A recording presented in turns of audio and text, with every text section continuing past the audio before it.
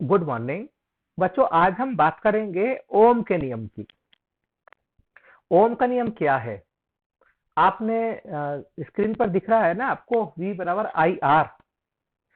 मतलब ओम का नियम यह है कि यदि कोई कंडक्टर है, कंडक्टर जिसमें से करंट पास हो जाए, इजीली पास हो जाए।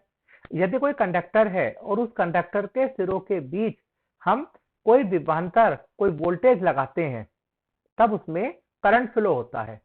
यदि हम कंडक्टर के सिरों के बीच वोल्टेज डिफरेंस अर्थात विभवांतर को बढ़ाते हैं, तब कंडक्टर में बहने वाली धारा भी उसी अनुपात में बढ़ती है। किंतु उसके लिए एक शर्त होती है कि कंडक्टर की जो फिजिकल प्रॉपर्टीज हैं, जैसे temperature, length, breadth, cross section area, वो सब कांस्टेंट रहे। आज इसको हम प्रैक्टिकली करके देखने वाले हैं। देखो, एक स्क्रीन पर एक हमने कंडक्टर लिया। ये एक कंडक्टर है और जिसमें डॉटेड है, वो डॉटेड इम्प्योरिटी को व्यक्त करती हैं कि उसमें अशुद्धि है, कुछ ऐसे पार्टिकल्स हैं जो इम्प्योर हैं। होगा क्या, हमने उस कंडक्टर के जो एंड्स हैं दोनों, उन एंड्स के बीच इन 3 सेल के द्वारा 4.5 वोल्ट का विभवांतर लगाया है और हमने देखा कि 4.5 वोल्ट का विभवांतर लगाने पर उस कंडक्टर में 9 एम्पीयर की करंट फ्लो हो रही है और उस कंडक्टर का जो रेजिस्टेंस है वो 500 ओम है, यानी कंडक्टर का प्रतिरोध 500 ओम है। कंडक्टर के सिरों के बीच हमने 4.5 वोल्ट का 4.5 वोल्ट का वोल्टेज डिफरेंस लगाया और उसमें 9 मिली एम्पीयर का करंट फ्लो होने लगा। अब हम प्रभाव देखना चाहते हैं कि यदि हम वोल्टेज को चेंज करते हैं तब क्या होने वाला है। देखिए, मैंने इसमें वोल्टेज को थोड़ा सा बढ़ाना शुरू किया।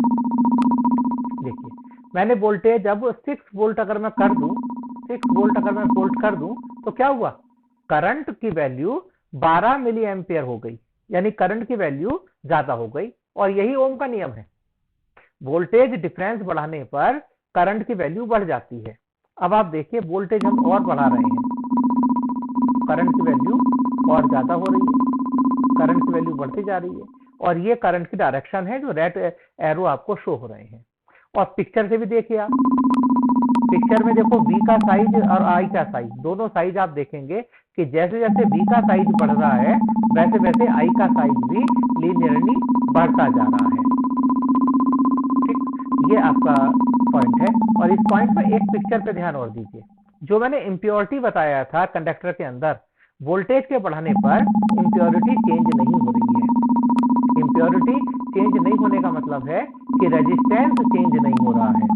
अब इम्प्योरिटी का रेजिस्टेंस से क्या मतलब है, वोल्टेज बढ़ाने पर कंडक्टर में बहने वाला करंट ज्यादा हो रहा है, वोल्टेज डिफरेंस कम करने पर करंट की वैल्यू उसी अनुपात में कम हो रही है और आर के साइज पर कोई भी इफेक्ट नहीं पड़ रहा है। मीन किसी कंडक्टर के सिरों के बीच वोल्टेज डिफरेंस बढ़ाने पर करंट उसी अनुपात में बढ़ जाता है, जिस रेशो में वोल्टेज डिफरेंस को हम बढ़ा रहे हैं उसी रेशो में करंट इंक्रीज हो रहा है, किंतु उनका जो अनुपात है वो नियत रहता है और वो रेशो ही रेजिस्टेंस है।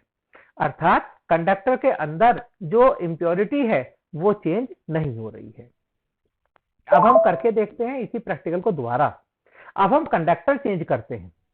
कंडक्टर ऐसा करते हैं कि कोई कंडक्टर लेंगे जिसका रेजिस्टेंस 500 ओम से कम होगा और कोई दूसरा रेजिस्टेंस लेंगे जिसका रेजिस्टेंस, कंडक्टर लेंगे जिसका रेजिस्टेंस 500 ओम से ज्यादा होने वाला है। देखिए, मैंने क्या किया, रेजिस्टेंस को थोड़ा सा कम कर दिया 500 से। देखो क्या हो रहा है, रेजिस्टेंस के कम करने से आप निश्चित रूप से आपको स्पष्ट हो रहा है करंट की वैल्यू बढ़ रही है। करंट की वैल्यू बढ़, देखो साइज देखो, आर का साइज देखो, मैं फिर से दिखाता हूँ।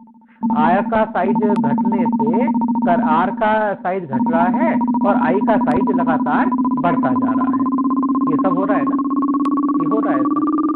देखिए, और एक नोटिस और कीजिए, आपने पहले साइज पर नोटिस किया, इस बार आप कंडक्टर के अंदर की इम्प्योरिटी पर नोटिस कीजिए। रेजिस्टेंस के घटने पर कंडक्टर के अंदर जो इम्प्योरिटी है वो लगातार घटती जा रही है। मतलब अगर हमारा रेजिस्टेंस कम होगा कंडक्टर का, तो उसके अंदर इम्प्योरिटी भी कम होगी। और जब इम्प्योरिटी कम होगी और जो कंडक्टर में इलेक्ट्रॉन्स फ्री इलेक्ट्रॉन्स मूव करते हैं उनकी टक्कर होने का चांस भी कम होगा। और टक्कर होने का चांस यानी collisions between electrons and cations and anions, ये जो होगा, जो कंडक्टर्स के अंदर जो ऋण आयन है धन आयन है उनके आपस में टक्कर होने का, उनके आपस में कॉलिजन्स होने की संभावना भी कम होगी। और कम होने से रेजिस्टेंस कम होगा। रेजिस्टेंस कम होने से कॉलिजन कम होगा और जब टक्कर कम होगी तो करंट की वैल्यू बढ़ती जाएगी। इसी प्रकार अगर हमारे दिमाग में कोई बात समझ में नहीं आ रही है तो इसका मतलब है, सीधी सी बात है कि रेजिस्टेंस बढ़ गया है। हमारे सोचने समझने की क्षमता घट जाएगा रेजिस्टेंस के बढ़ने से। रेजिस्टेंस कब बढ़ेगा? अब आप देखो, रेजिस्टेंस बढ़ाना दिखाते हैं। रेजिस्टेंस बढ़ा रहे हैं तो देखो क्या हो रहा है, इम्प्योरिटी बढ़ रही है। मतलब क्या है, सीधी सी बात है। हम अगर प्रैक्टिकली थोड़ा सा साइंस से हटकर अगर ह्यूमनिटी की बात करें तो अपने दिमाग में हमें जो हमारे क्या है इम्प्योरिटीज है वो कम से कम रखनी चाहिए, नेगेटिव थॉट्स कम रखने चाहिए, इम्प्योरिटी बिना मतलब की बातों से बचना चाहिए। उससे क्या होगा, रेजिस्टेंस ज्यादा होगा। अब रेजिस्टेंस ज्यादा होने से इस पिक्चर को आप याद रखिए, देखो साइज देखो आर और आई का, जैसे जैसे रेजिस्टेंस का साइज बढ़ेगा करंट की वैल्यू कम होती जाएगी और साथ में इम्प्योरिटी भी बढ़ती जाएगी। यही ओम का नियम है।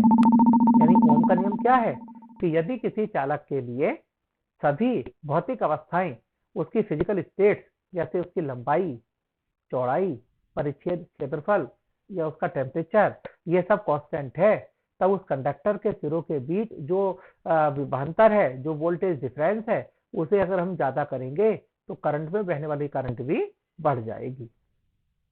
थैंक्स।